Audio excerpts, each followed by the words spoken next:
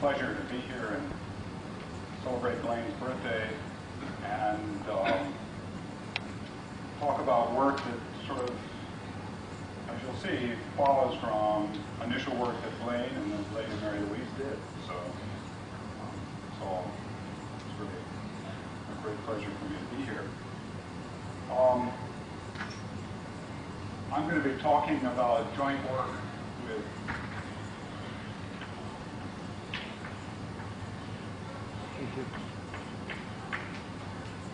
Mark Walker, and we've written quite a few papers, and the most recent paper, to some extent, sort of gives a new interpretation or formulation or point of view of much of what we did before, and maybe what even what Blaine and I did. So I hope to get to somehow the guts of how we prove some of our theorems. But I want to start with some motivation and then just tell you some of the results we have.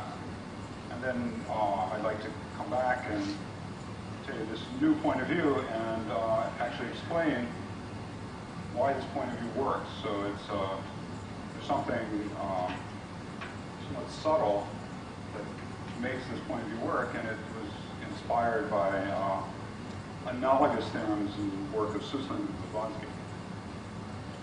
So let me just begin with a really spectacular theorem of Blaine's. So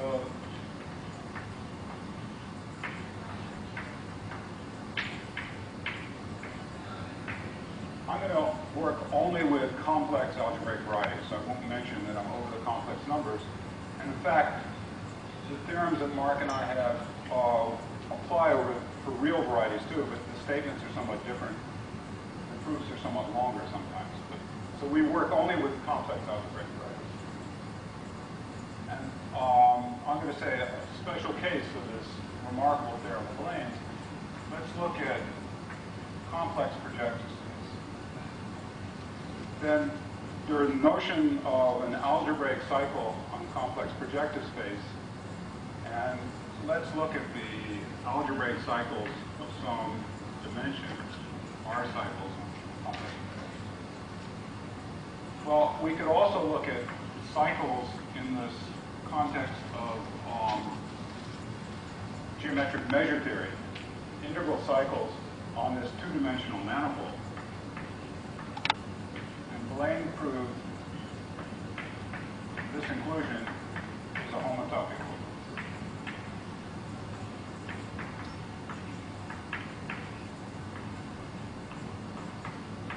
This is really remarkable. These integral cycles, these geometric gadgets, are very flat here. This is sort of a huge space. And these algebraic cycles are much smaller gadgets. They're countable. And, well, be careful.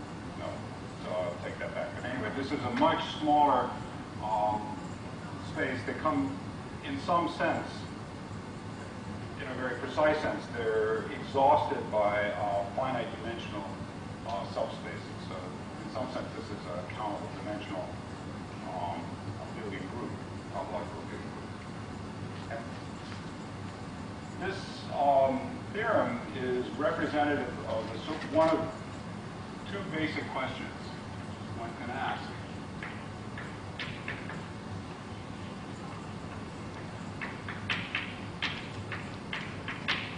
If you happen to be interested in algebraic geometry, and if you happen to also have a background in homotopy theory or algebraic topology, one of the questions is, to what extent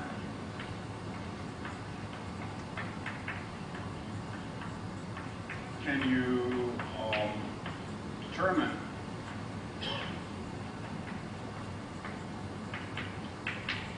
topological invariance, maybe I should say homotopy theory invariance, homotopy theory invariance from rigid structures of algebraic geometry.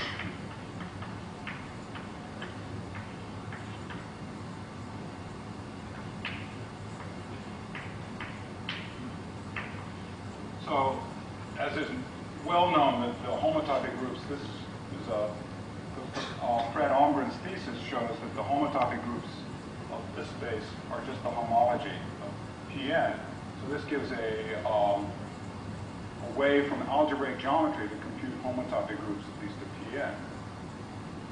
But this isn't the end of Blaine's theorem or the end of Blaine's insight. He recognized that if we put more complicated algebraic varieties than Pn in here, then this is no longer a homotopic equivalence.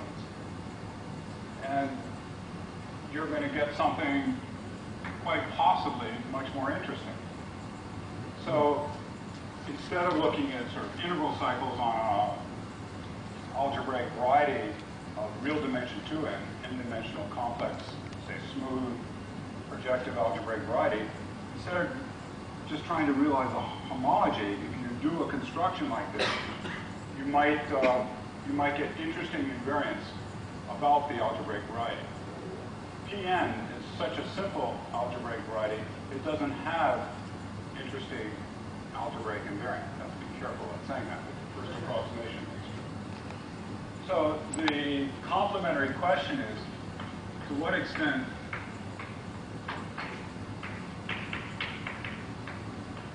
do homotopy theoretic methods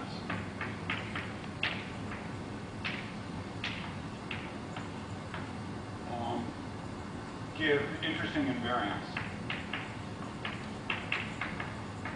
How soon is that?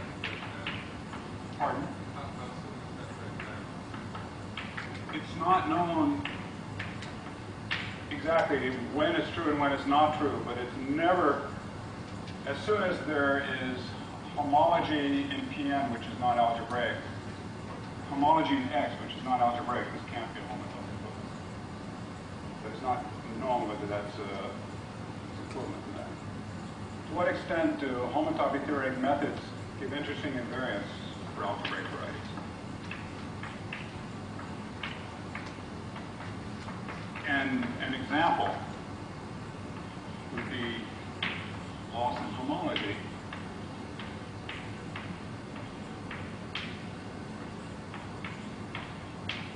So what we do is we take the ith homotopy group of R cycles. So it's indexed two indices. And we think of this as an invariant of, in some sense, it's a topological invariant because we're thinking of this as a topological abelian group. There is a natural topology.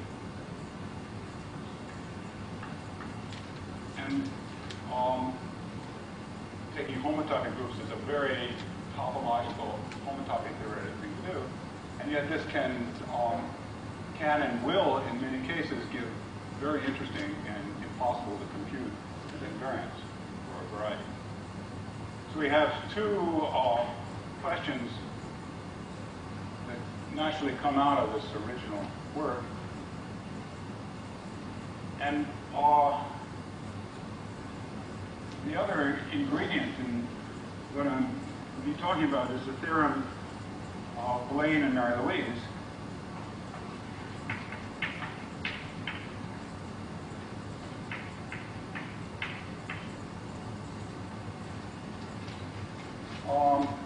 Blaine and Mary Louise recognized, so I'm going to be talking about things like the Chern character. And they recognize that the universal Chern character can be seen in a concrete, natural way by looking at algebraic cycles. So let's say the universal Chern class, total Chern class,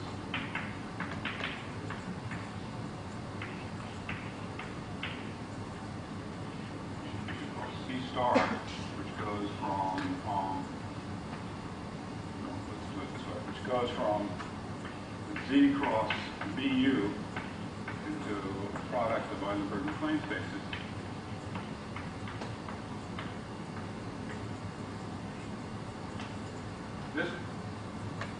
This can be realized essentially in terms of algebraic geometry in a natural way.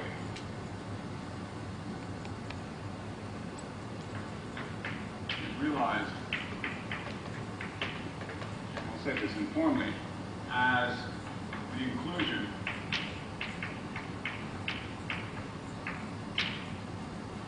of linear cycles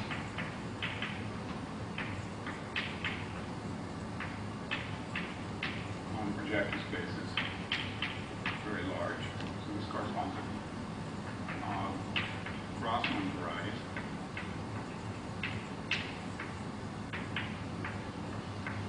Into all cycles.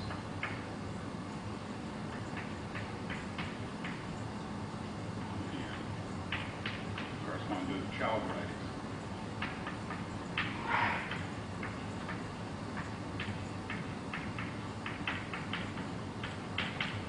So these two theorems these two results in the sort of algebraic point of view of something that's somewhat topological will be in the back of my mind when some of these results I'm talking about. So that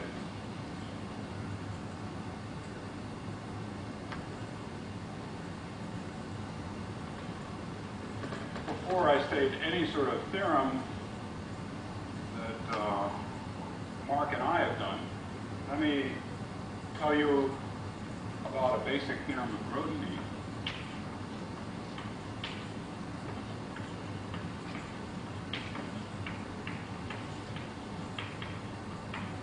Which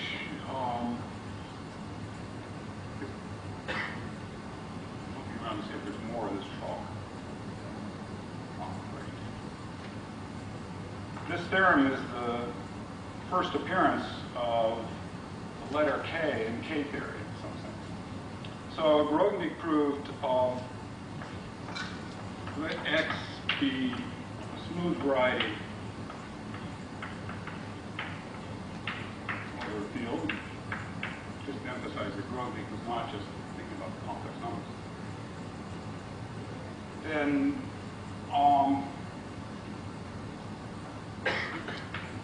Then there are natural term classes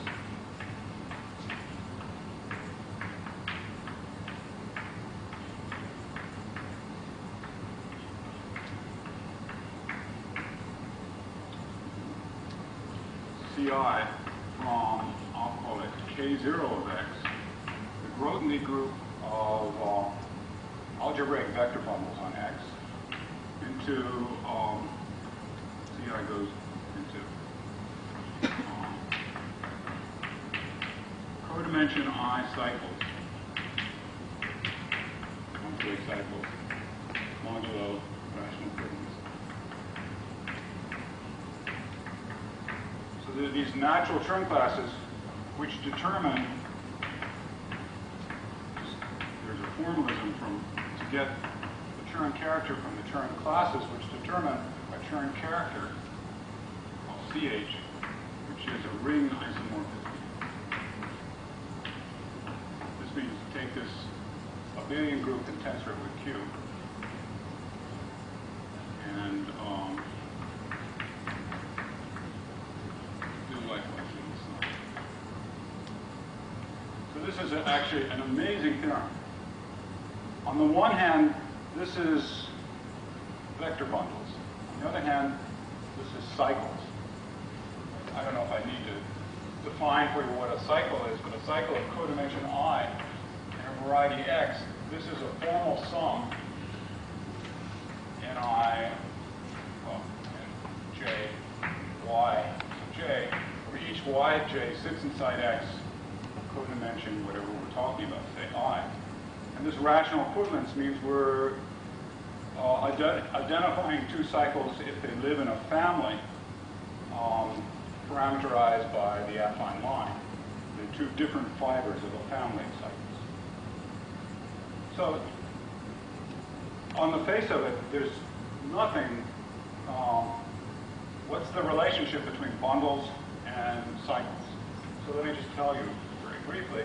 So suppose, maybe the simplest situation, suppose L is a line bundle, relative dimension 1.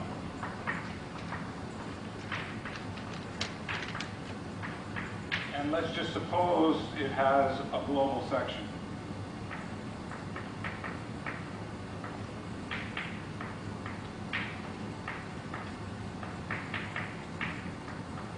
I would write that. Suppose there's a global section. Then what we can do associated to L is look at the zero locus of the section. And so we define the first term class, which is the cycle, as the zero locus of S. Now, of course, we could have chosen a different section and gotten a different zero locus. So obviously, we need some sort of equivalence relation. And that equivalence relation is exactly the weakest equivalence relation we can put on to make this well-defined is this rational equivalence. In fact, we can put in such an equivalence relation, and we can define first term class, and from that we can formally define higher term class. When you say section, you're always mean algebraic. Algebraic section. And now, I also want to emphasize that almost everything maybe everything I'm going to talk about involves the requirement that X be smooth. Now, I'll be only working with complex algebraic varieties, and a complex algebraic variety is smooth if and only if, as a manifold, it's a smooth manifold. It's a real manifold. But smooth comes in right at the very beginning of this sort of theorem because of the statement of being an isomorphism. What one needs to do is, if you take something of the simplest sort of cycle is just some y inside x. Now, how is there any bundle associated to that y? How do you associate a bundle to a, that's what we have to do, to a subvariety? Well, we don't quite do that. We associate a complex of bundles and take the alternating sum, do some sort of Euler characteristic construction. But if we have a y inside x, what we can do is we can take a resolution of, let's say, of the ideal sheet.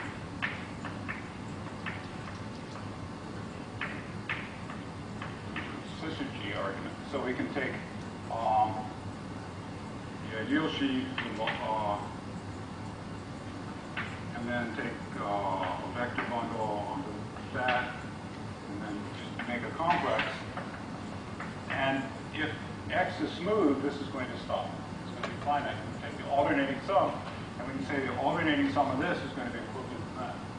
And that's sort of the beginnings of why there's this isomorphism. So why these two notions are even connected. Okay, then, so Grothendieck introduced this in the mid-50s, and very quickly, Mathieu and Hertzebruch realized that one can do a similar thing in algebraic topology. So there's a Chern character from K0 or K1 topological. K0 of T, let's say T is a finite finite dimensional cell complex. We want to think of bundles.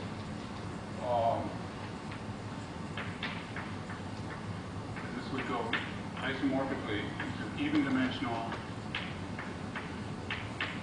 singular homology. Same formalism, same construction. And if we put a K1 here, we go into R. Oh, I mentioned in words but didn't write down, this is a ring isomorphism, which is very interesting. So on the left-hand side, it's tensor product of vector bundles. But what is the multiplication of on cycles? And the answer is it's intersection of cycles. So tensor product of vector bundles corresponds to intersection of cycles. So we also have a ring isomorphism here. And Mathieu Hertzebruch built some very nice theory, K-theory, from starting with K0. It's a generalized, it's the simplest generalized homology theory. All sorts of good properties. You can find it right at the paper, which is about 1961 to something like that. And algebraic K-theorists have been trying ever since to do things in algebraic K-theory, just to prove some of the same sort of properties that Etienne and Hertzsprung saw immediately for topological. In any event, Quillen has given us several definitions, equivalent definitions of a K-theory that seems to be the right K-theory, the one we all use. So we have a notion of higher K-theory. Star now is 0, 1, 2. 0 is due to Grothendieck, 1 was due to Hyman Bass, 2 is due to Jack Milner, and then Quillen extended the sequence. This is a nice family of invariants. By the way, this is a functor, contravariant functor. The contravariance is important. All of the things on the board so far have been contravariant and natural. And Spencer Bloch introduced a higher version of these Chow groups. These are higher Chow groups.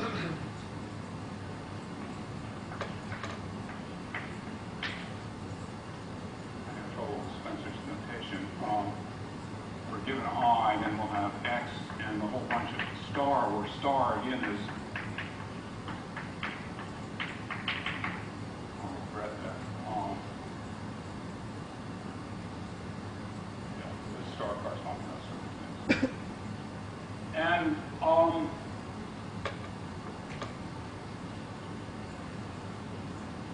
Spencer proved, with some of the details given by Mark Levine, the following theorem.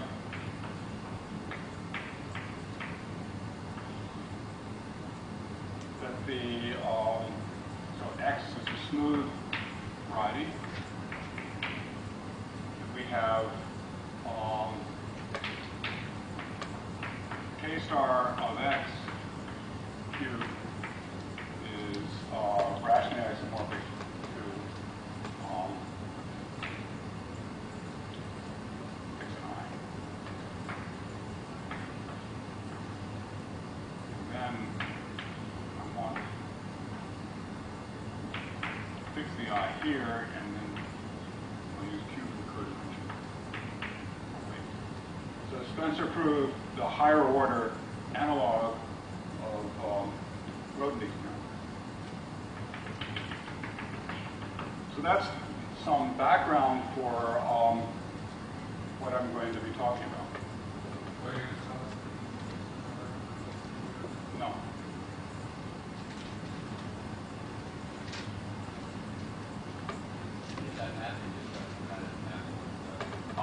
That's the first thing Mark Walker and I proved. This map is sort of very algebraic, and it goes up and down, and it's not given by something. It's functorial in X.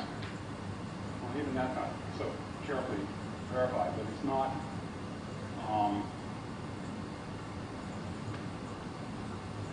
It's not given the way one would want. One reason I said no to the question about am I going to define what this is that there are a lot more analogous gadgets that come up. And if I might have trouble.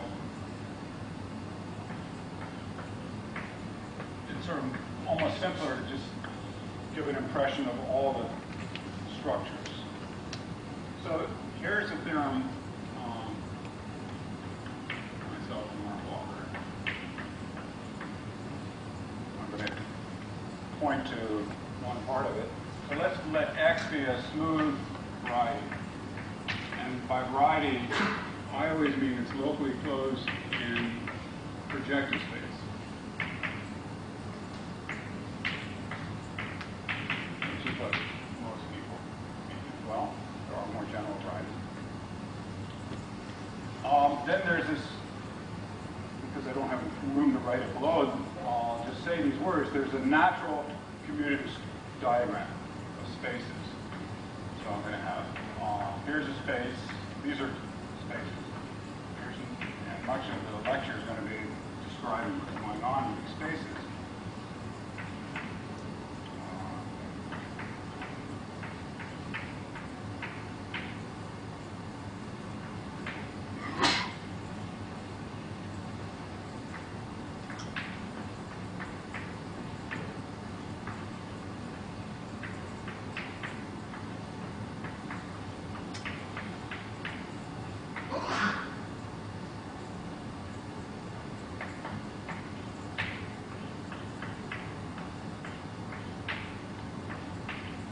So these are what are called the Segre maps.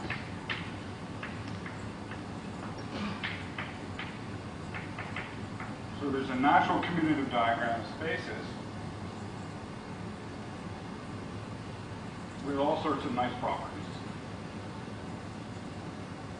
And now, this is a space whose homotopic groups will give us algebraic K-theory. And this is a space whose homotopic groups will give us the topological K-theory of the underlying analytic or metric topological space. If we have an algebraic variety, X, an algebraic variety, it has a Zariski topology. That's not even housework. That's when we're doing topology on X, we don't think about the Zariski topology. We think of the analytic topology. For example, you think of Pn with its usual CPn, usual analytic topology. You think of X as locally closed inside Pn. You take the existing analytic variety, analytic topology. And to some extent, we're asking. If we ask this simple question, the answer would be simple. That there isn't an answer. But what is the relationship between the algebraic K-theory of X and the topological K-theory of this topological analytic space? And this is related to various questions that many of us have considered in K-theory for some time. So now I'm about to describe what properties this nice commutative diagram of spaces. They're actually infinite loop spaces. What nice properties they have. Then I want to talk a little bit about techniques and point of view. So, if we take homotopy groups, so far the theorem is absolutely devoid of any content because all these spaces could be points. I could just have a commutative diagram with 6 points in it. So, but I'm just sort of explaining what's in this. Taking homotopy, pi I, what we have is the ith algebraic K-theory of X, the ith, what Mark and I call the semi-topological K-theory of X, and then the minus ith topological K-theory is analytic I. And then down here, we would get added up Motific homology or Bloch's higher Chow groups. So maybe I started thinking in Bloch's higher Chow groups. Here we get what Blaine and I call Morphic Homology. I wanted to call it Lawson homology, and I often do, but I won't do it in this audience. Morphic homology. And here we get, so in, I could index. Is there the I in the The I is here. Thank you. And here there's an I also. It's a direct sum of LQ H2Q minus I. Notation here. And here, this is singular cohomology. Same direct sum. Maybe I'll just write it star minus I X analytic. So these guys, one reason to write this in terms of spaces rather than their homotopic groups is we often look at K-theory with coefficients, which which means looking at homotopic groups of coefficients. And I will just briefly tell you what homotopic groups of coefficients are. That's an aside. I won't write down the analogous diagram. You have a topological space, and you want to take this Z mod L homotopic group with that topological space. You take this Z homotopic group that's just homotopic classes of maps of a sphere in. This is something which fits in a long exact sequence, homotopy in degree I, homotopy in degree I, given by multiplication by L, then this guy, and then homotopy in degree I minus 1.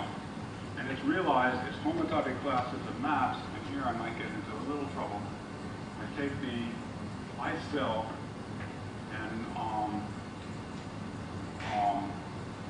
look at the I minus 1 sphere in the boundary of the I cell. And on this, here's my I sphere. The boundary is an I minus 1 sphere, and I attach, I do multiplication by L here. This is called the mod L Moore space. And I look at homotopic classes of maps. Anyway, there is a way of defining homotopic groups. So that's going to come in when I say what the properties are. So on the face of it, the map from algebraic K-theory to topological K-theory in this way, this composition is a silly map and not very interesting. But we're going to see that most of the maps are basically isomorphisms, even though the composites are almost non-interesting. So the statements are,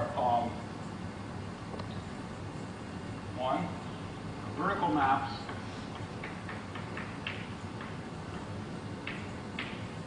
are rational equivalences.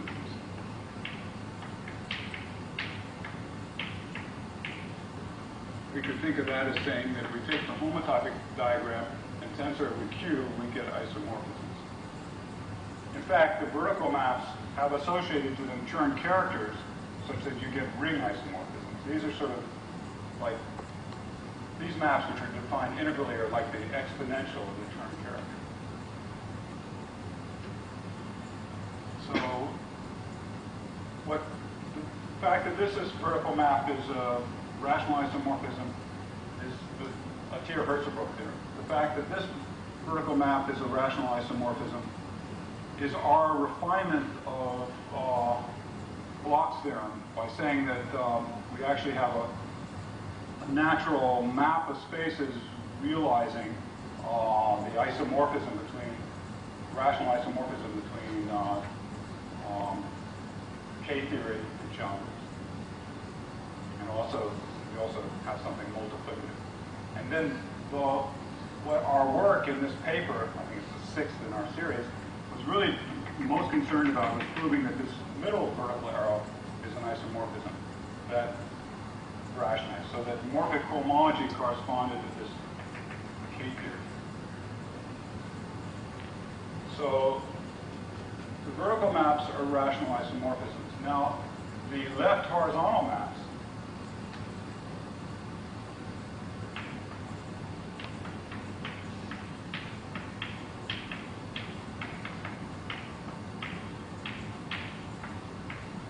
are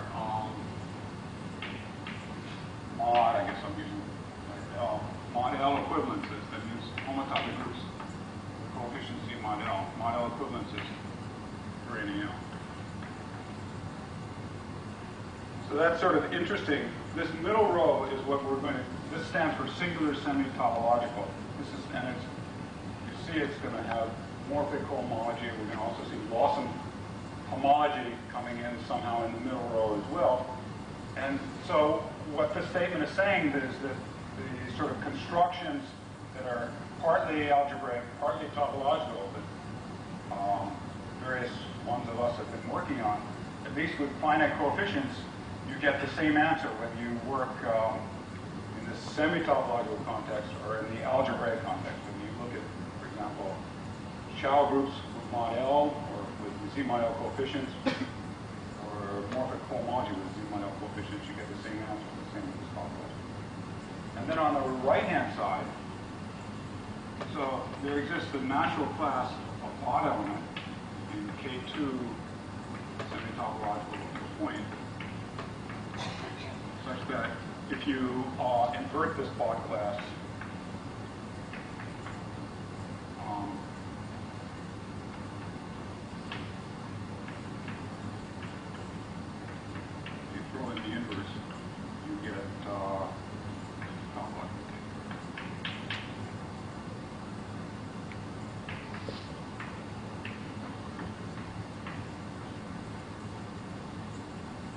I should mention that some of this work was inspired by and been partially done by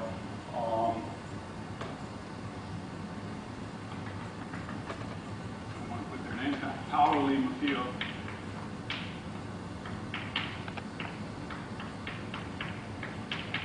Together with Ralph Cohn.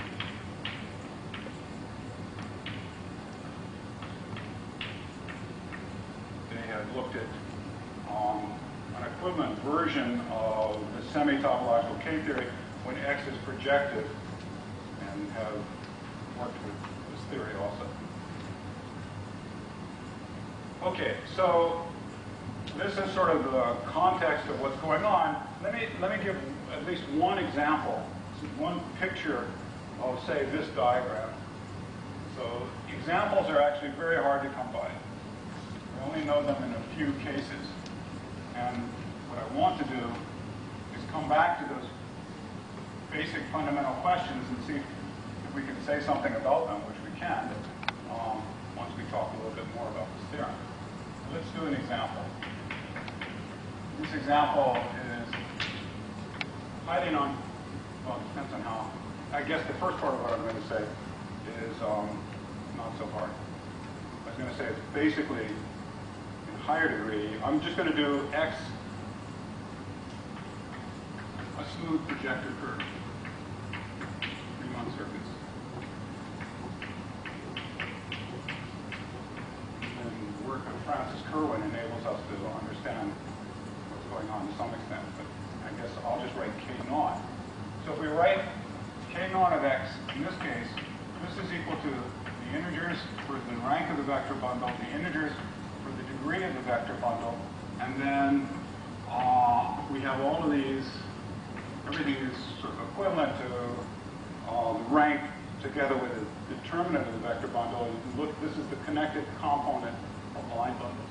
This is a huge, let's say, projective curve of genus G. So this is a discrete group. This is a complex G space modulo a lattice, and not too many people are brave enough to think of this as a discrete group because it's very large, countable, of course. And now we can map down to the Chow groups here, and I guess in we have a degree. In codimension 0, we just have the integers, and in codimension 1, we have the line bundles. That's C plus this C. So that's the beginning of this picture. Now the semi-topological gadget.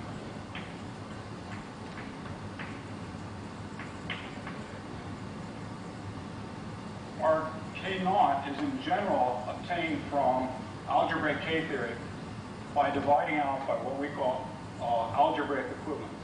And it collapses all this apart because it's connected in the Zariski topology. It's just as Z plus is.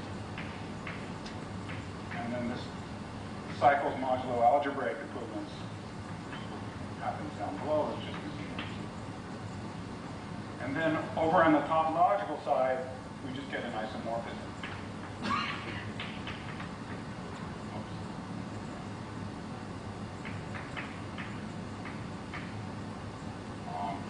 Analytic is our Riemann surface. And we know what the topological K theory of a Riemann surface is, partly because we know what the even-dimensional homology of a Riemann surface is. You know, Z plus Z. Something in homology degree 0 and something in homology degree 2. Yeah. This is only degree 0 of that diagram.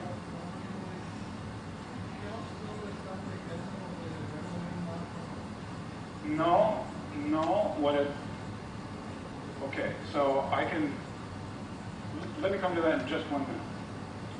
So, one can ask, and it would be very nice if you did ask, because I can answer this, I can answer almost nothing else. One can ask, what about in higher K theory?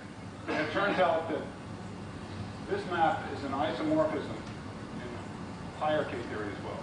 That's this theorem, basically, we use the theorem of Francis Kerwin.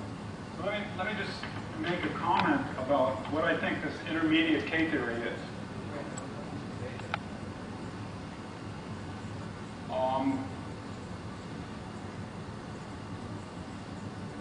What happens to beta? Yeah, no, yes. So this beta is invertible or something else. So if I take K naught of a point, the spectrum of the complex numbers, then this is just Z, that's fine. But as soon as I go to higher K I of Z, I get something that's uncountable. It's again, we're getting these huge things. It's uncountable in every degree. It starts out as the units, C star, and then it just gets terrible. It's got in it the exterior power over the integers of C, so it just grows like crazy. So this semi-topological K-theory of a point is just the same as a topological K-theory. We're getting rid of all of the sort of the noise, if you wish, all the sort of stuff that's coming from spec C, from the ground field. Now, if you were interested in something like a number range, a number field stuff, if you were interested in Ki of spectrum of a number field, well, when you pass to, not that I have a definition, but if you extend to the complex numbers, then I would be basically eliminating all of that. What you have very interesting in my philosophy is you have very interesting algebraic invariance for sort of finite type rings, like number fields or something. If you let the ring get to be enormous, like the complex numbers, then these invariants just become noise. And so what I'm doing is throwing out the noise and keeping the geometry. It's sort of orthogonal to what you're doing in arithmetic. I'm ignoring the arithmetic part that's coming from arithmetic.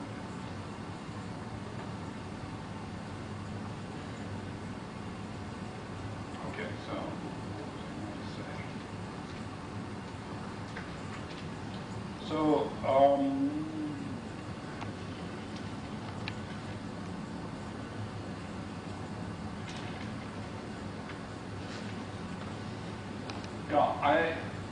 I won't write this down, but in this diagram we had a relationship between K-theory and Motific homology, semi-topological K-theory and Morphic homology, topological K-theory and singular homology.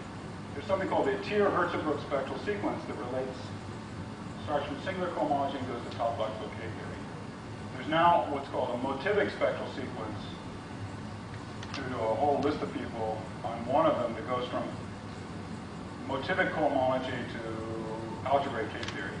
And together with Mark Walker, Christian Hasemeyer, and I now have a spectral sequence that goes from Morphic homology to the semi-topological K-theory. But I won't write that down. But now, there are various consequences, and I'll just write down a couple of them before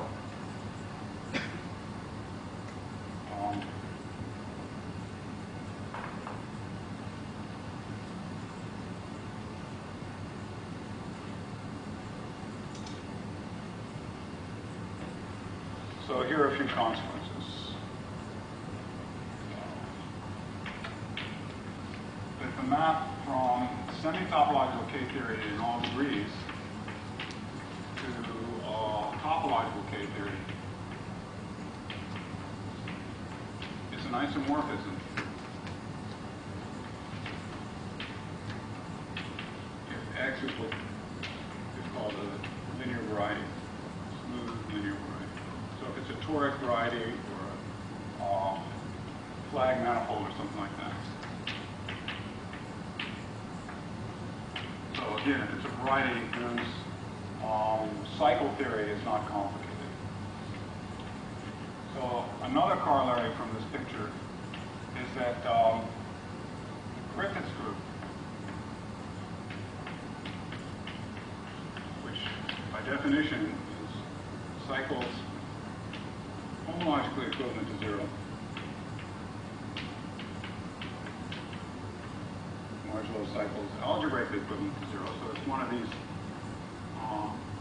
interesting algebraic invariance, algebraically equivalent to 0. I'm not sure if Philip did this interaction or not. This is equal to the kernel, tensor Q again, of K naught semi-topological of X to K naught top of X.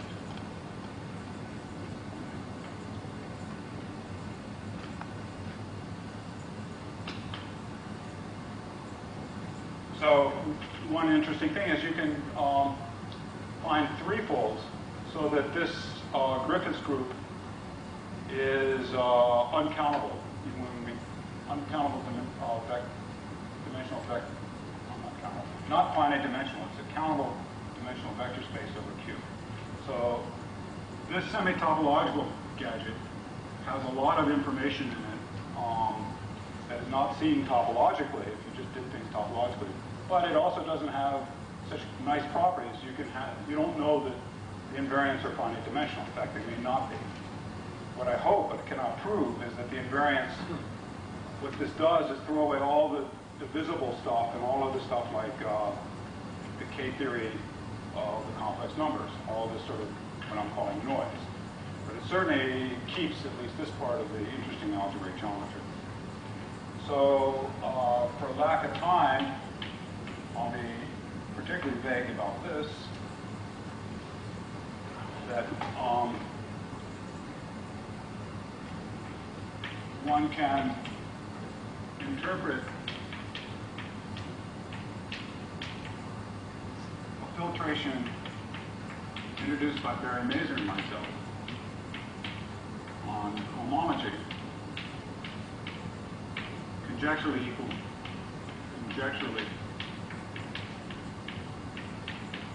to the rational Hodge filtration.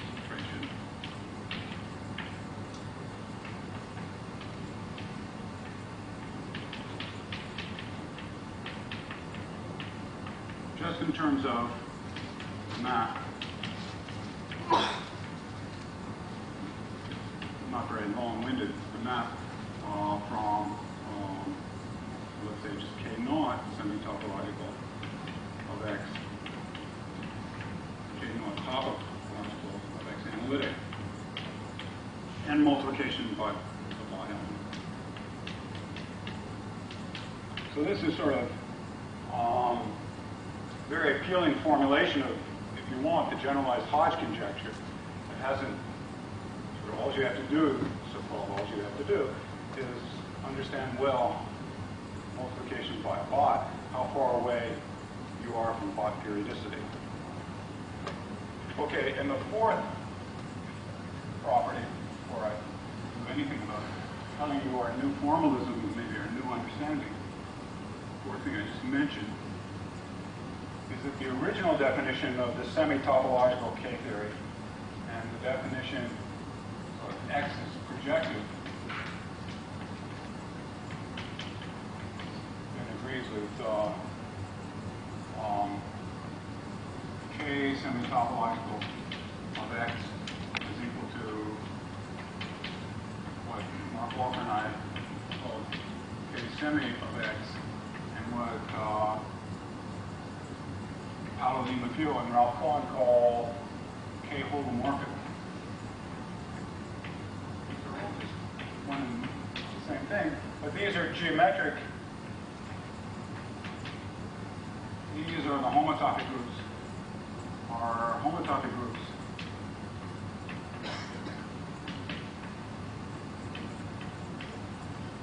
Of what I'd like to call stabilized moduli spaces.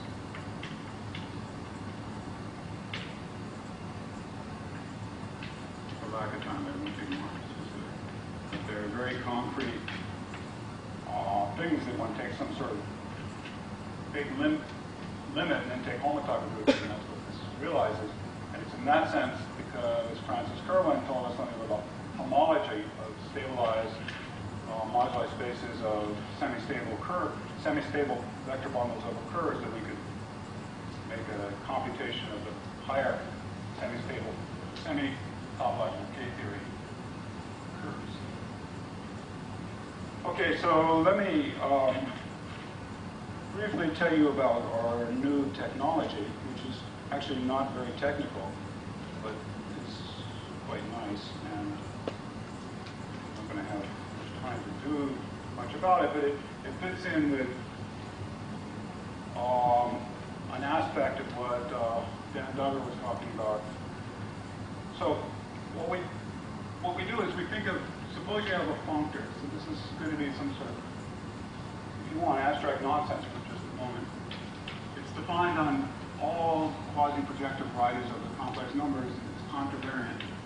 And it goes into sets or topological spaces, or we're actually interested in going into infinite loop spaces. I avoid using the word spectrum because it sounds like spectrum of a ring. Spectrum in the sense of algebraic topology. So, what does this mean? It means you take an algebraic variety and you plug it into your guy and you get a space or a set or something like that. Well, what I want to be able to do is plug in, let T be a topological space, say a finite complex. I'm only using very small. So not an algebraic variety at all. So we define, this is nothing novel at all, but we define what we mean by the functor valued on T. And what you do, you just take, this is called a Kahn extension from the special case of varieties to all spaces.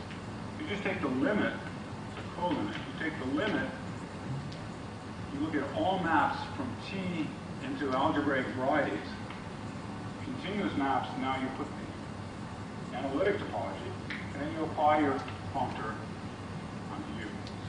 So that's some sort of very natural construction of extending the domain of definition of a functor from a small category, a small subset of stuff, to a much bigger. Just take the limit. Now this limit is really complicated. It's enormous, but you can do it. And doing that, we then, what we're interested in is associating to such a functor f, one of our functors. We want to apply it not just to a single topological space, we want to take this functor and apply it to a closed simplicial space. So this is going to give us a simplicial gadget, which is delta.top. So if you've seen this before, this looks very familiar. This is the topological point, the line, the two simplex. I'm putting top everywhere because there's an algebraic version of this too. The three simplex, and there are all these maps. There's the face maps, including 0 and 1, and 3 sides, etc. We have all these maps. We have a few degeneracies going down. This is contravariant. We get a map going the other way. This becomes a simplicial, whatever this happens to be. So, and in the end, we get some simplicial space, so to say. Simplicial gadget that we can do homotopy. Oh, great.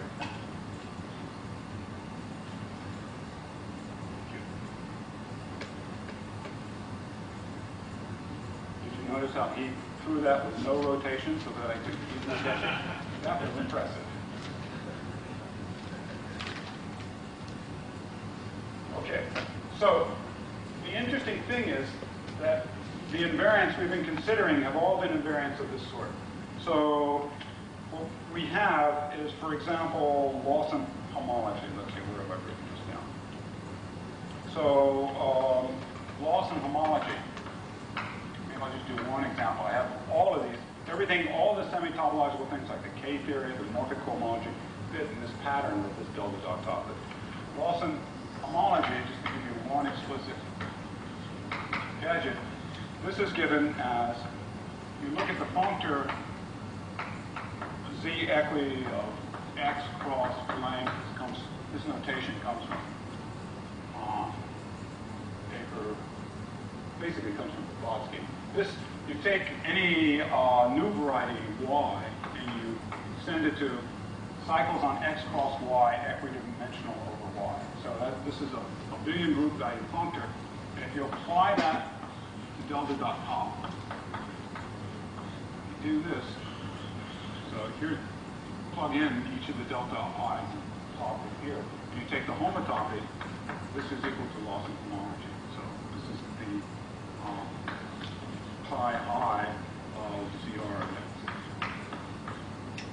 So the semi-topological thing that we've been doing is it has more or less an algebraic formulation. And this is also very nice because Blaine and I were never quite sure how to define things define invariance for quasi-projective varieties. And I think I've changed the definition in several different papers. This is Morphic Homology that comes out of this delta dot top technology. Seems to be the right way to do it. So, but it is really a very natural thing. If we plugged in instead of delta dot top, if we had plugged in the algebraic delta dot, we would be getting Motific homology. So what we're doing when we're looking at this intermediate theory is in some sense taking a functor defined on schemes and formally extending it to topological spaces. Now that in itself is sort of amusing, but by itself it's not sort of very useful. And the usefulness of this comes about by the following recognition principle.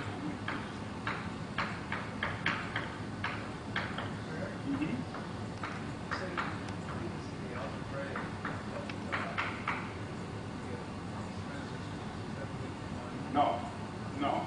Spencer has a more complicated definition. He looks at cycles. It's almost the same, but they have good intersection properties.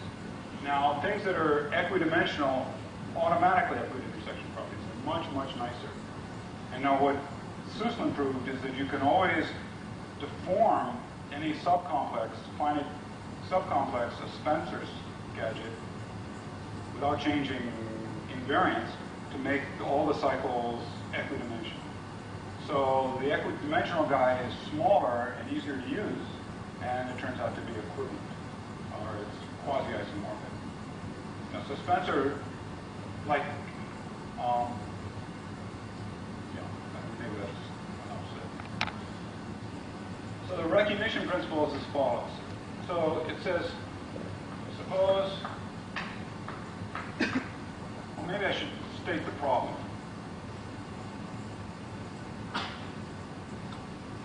Mark Walker and I wanted to prove that if we look at semi-topological K-theory and map it to semi-topological cohomology, morphic homology, and this multiplicative just indicates there's an exponential here that you take some sort of log to get the germ character. We wanted to prove this is a rational isomorphism. Well, what we started out doing was working with basically an argument of Sussman and myself to prove the analogous theorem for algebraic varieties. So that was the leftmost vertical arrow in my diagram. So, and this recovers Bloch's theorem, that there's a natural map from homotopic groups here, the K-theory of X for a smooth algebraic variety to the motivic homology of that smooth algebraic variety, rationally. And now, what I'd like to do is just say, okay, this is completely natural, so I'll just put a delta dot top in, because it's defined as a colimit, and out pops, if this is an isomorphism tensor Q, this is an isomorphism. That's almost a proof. In fact, one April Fool's Day, Frank Adams was visiting Northwestern, and he gave a lecture, in which he gave the entire lecture, and he said at the beginning, he stated a theorem, he said this theorem is false. Then he gave a lecture with detailed proof of the theorem, and the whole exercise was to see if someone could figure out where the mistake was. So you could almost do the same. So it's typical of Frank Adams. He dressed up in a cap and gown, and he had balloons on sticks, and every time someone would make a suggestion, he'd give them a balloon. So, but if we know that this is, maybe I'll write it like this, a rational isomorphism for every smooth X, why can't we, by just taking limits, say that this, which is our semi-topological theory, why can't we say that this is true?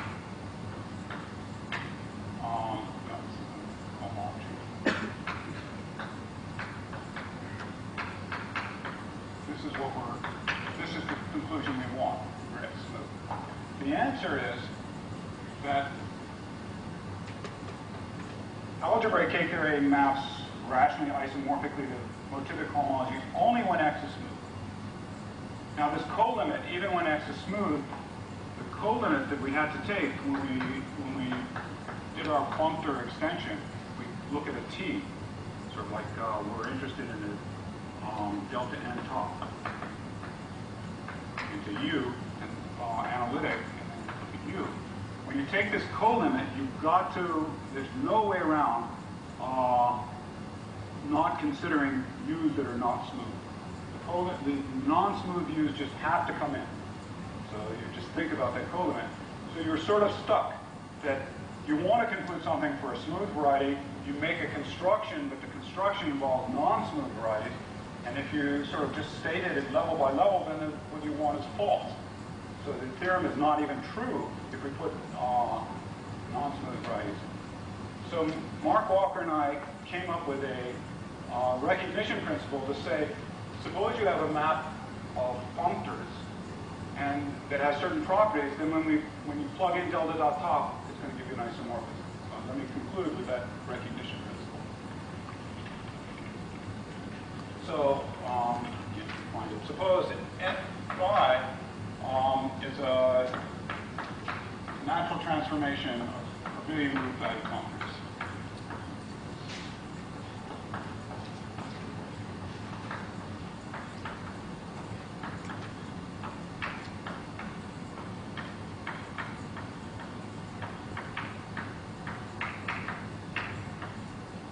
Where do they go? They go from all possibly smooth schemes into abelian groups. So it's absolutely necessary we work with functors that are defined on all schemes, because we need to do this sort of construction to define our delta dot top. So maybe there's a sort of Grothendieck topology version of this, which I'll not say. I'll just say this. If phi f of x G of x is an isomorphism for all smooth x,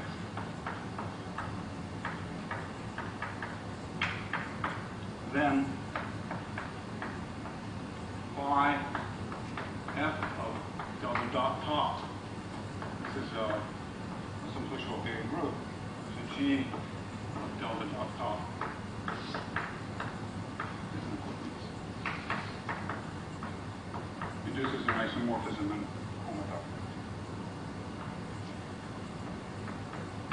So one needs some sort of formal Grothendieck topology argument to sort of get around the fact that one is forced to consider non-smooth varieties even when thinking of smooth, even when the final result is for something smooth. Okay, I think my time is up, so thank you.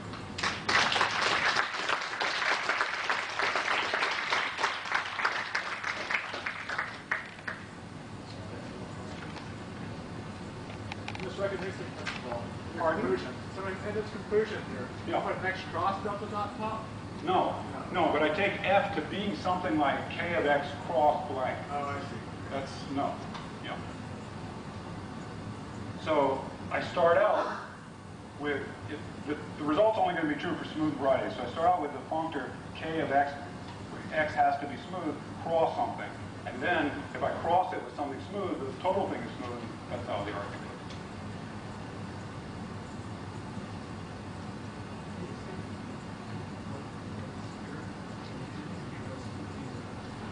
Well, so what we do is,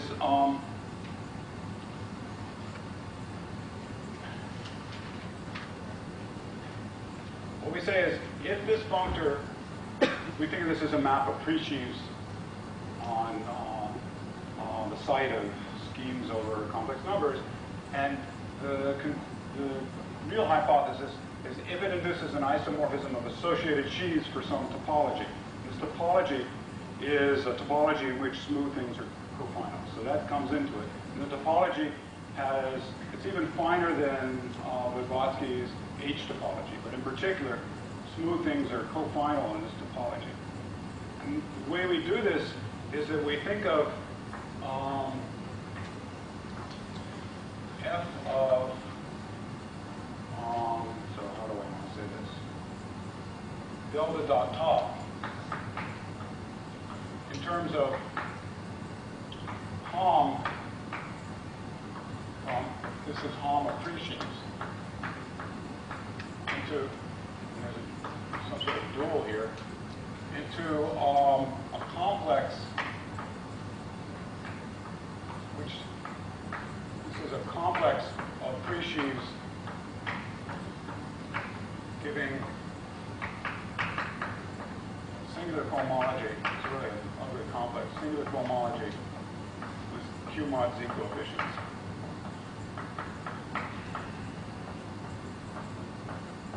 And then we show that this complex of presheaves satisfies a certain descent condition, which was descent was implicit in a lot of what Dan was talking about. And this satisfies descent for our topology. So that's the essence of the proof. So it really involves building a good enough topology so that we can take a nice resolution and see what's going on. And then the point is that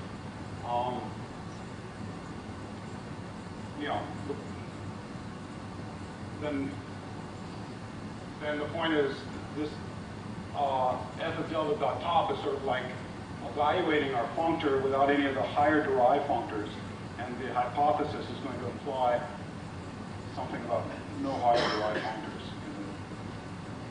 relative higher derived functors. I can write down a proof, a few more lines, but that's the idea.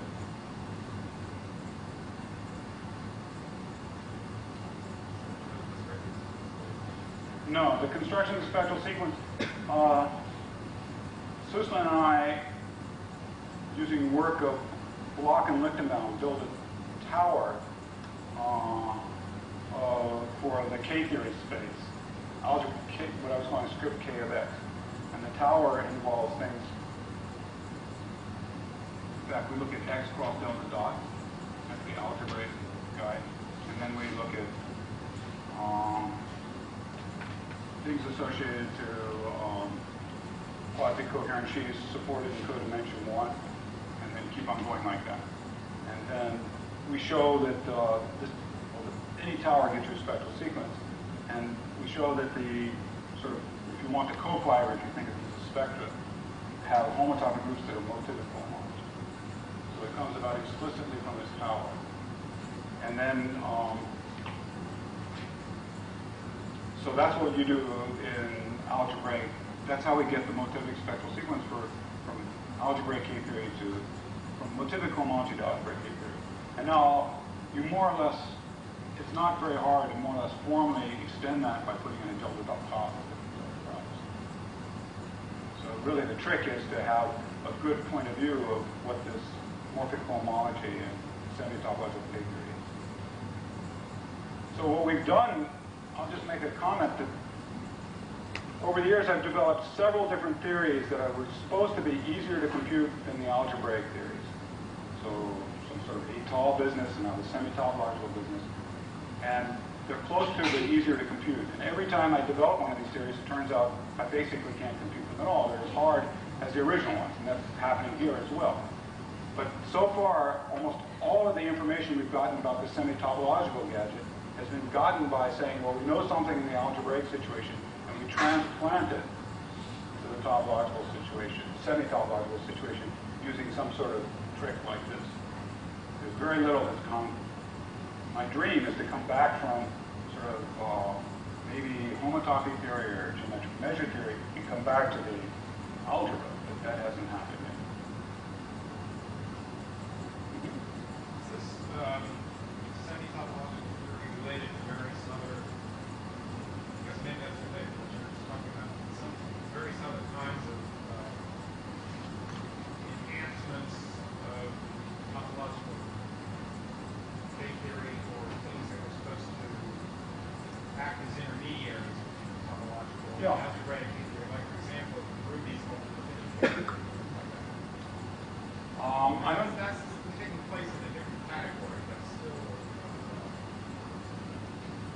When Max heard we were doing this, he was at Northwestern not so long ago, he immediately thought what does this have to do with my group? We didn't see it offhand. But it's certainly intermediate. What's the background thought about all this is algebraic K-theory and even the higher homotopy groups correspond to morphisms from X into Grassmannians. And the cohomology theories replace Grassmannians by child varieties. And then the topological K-theory is just gotten by looking at all continuous maps.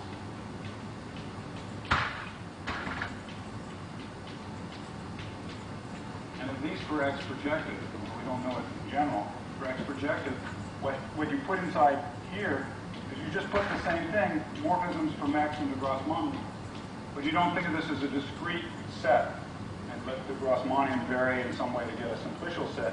You put an analytic topology on it. And this was sort of how Blaine and I thought about morphic homology. We looked at morphisms. These are only algebraic morphisms, but we looked at the entity of algebraic morphisms and put an analytic topology. Just like in Lawson homology, we look at only algebraic cycles, but we put an analytic topology on it. And so the intermediate thing is you look at sort of all bundles viewed discretely.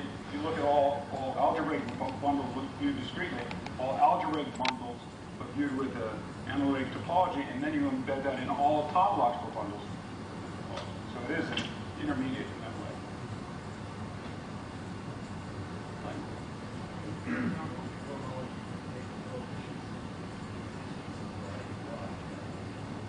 Yeah, we haven't.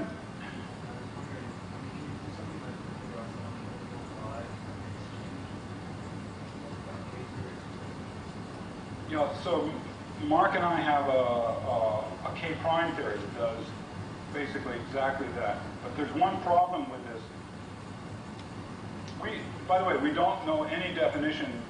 We don't know the right definition except for the complex numbers, base field of complex numbers, and the real numbers.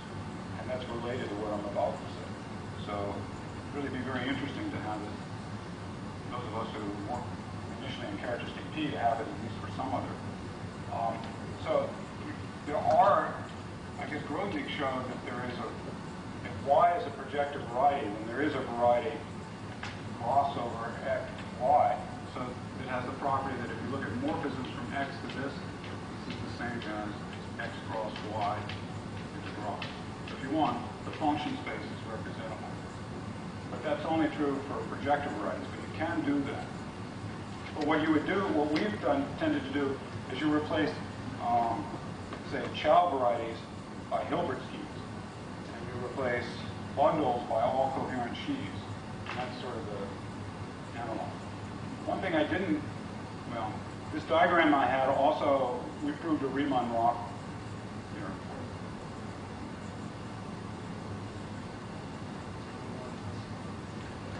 for it.